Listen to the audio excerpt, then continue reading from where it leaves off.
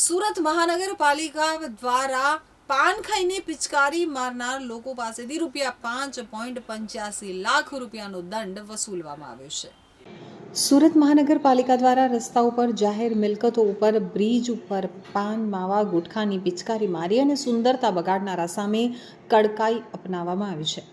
4000 કેમેરાથી મોનિટરિંગ કરી અને સુરતની જાહેર મિલકતો બ્યુટિફિકેશન બગાડનારાઓ પર નજર રાખવામાં આવી રહી છે, જેના થકી છેલ્લા 7 મહિનામાં 3819 લોકોને ₹5.85 લાખ દંડ ફટકારવામાં આવ્યો છે। તો નવેમ્બર 2023થી શરૂ થયેલા અભિયાનમાં આ વર્ષે 2025માં પ્રથમ 7 માસમાં 3819 લોકોને ₹5.85 લાખ દંડ ફટકાર્યો છે। શરૂઆતના વર્ષમાં પાયલોટ પ્રોજેક્ટના ભાગરૂપે શરૂ કરાયેલી કાર્યવાહીમાં હાલમાં શહેરભરમાં લાગેલા 4000 જેટલા સીસીટીવી કેમેરાથી પાનની પિચકારી મારનારાઓને ચલણ મોકલવામાં આવી રહ્યા છે। તો સુરત મહાનગરપાલિકા દ્વારા આરટીઓ તંત્ર સાથે સંકલન કરી તેમજ ટેકનોલોજી સીસીટીવી કેમેરાની મદદથી માર્ગો ઉપર થૂંકનારા મોપેડ, રિક્ષા કે કાર ચાલકોને નંબર પ્લેટના આધારે પકડી દંડ ફટકારવામાં આવી રહ્યો છે। પાલિકાની સખ્તાઈના ભાગરૂપે પહેલીવાર થૂંકતા પકડાય તો ₹100 અને બીજી વાર થૂંકતા પકડાય તો ₹250 દંડની જોગવાઈ કરવામાં આવી રહી છે। સુરત મહાનગરપાલિકા દ્વારા કાર્યરત ઇન્ટિગ્રેટેડ એન્ડ કંટ્રોલ સેન્ટર ખાતેથી નિરીક્ષણ માટે વ્યવસ્થા તંત્ર ઊભું કરાયું છે।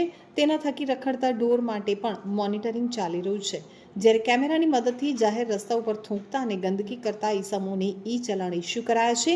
આ માટે પાલિકાના અને પોલીસના મળી અને 4000 જેટલા કેમેરાનું મોનિટરિંગ સાથે ગંદકી કરનારને દંડ કરવામાં આવી રહ્યો છે। કયા પ્રકારની કામગીરી હાલ જાહેર રોડ પર થૂંકનારા સામે કરવામાં આવી રહી છે?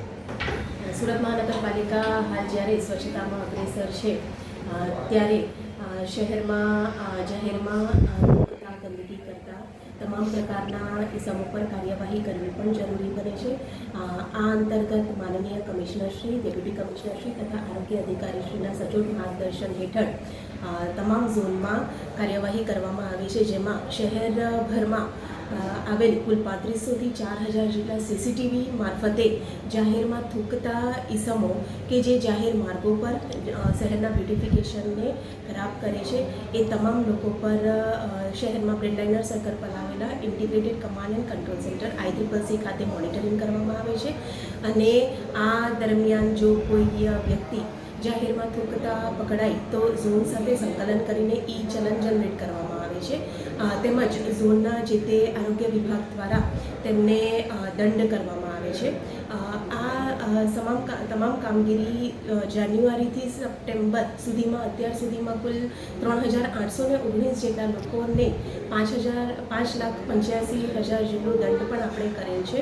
શહેરીજનોને અપીલ છે કે સુરતને હંમેશા સ્વચ્છતામાં અગ્રેસર જ રાખે અને જાહેરમાં ન થૂકવા બદલ, ન ગંદકી કરવા બદલ સુરત મહાનગરપાલિકા શહેરીજનોને ખાસ અનુરોધ કરે છે।